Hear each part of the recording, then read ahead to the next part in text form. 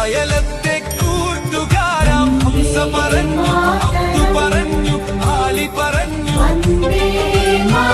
അഴകൊത്തൊരു സുന്ദരിക്ക് ഞാൻ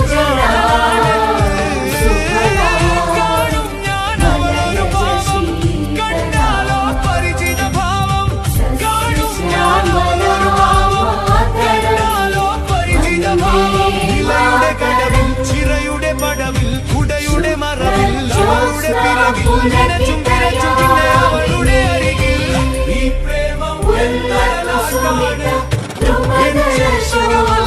സുന്ദരി മുല്ലേ ഈ പ്രേമം സുമധുരമാണ്.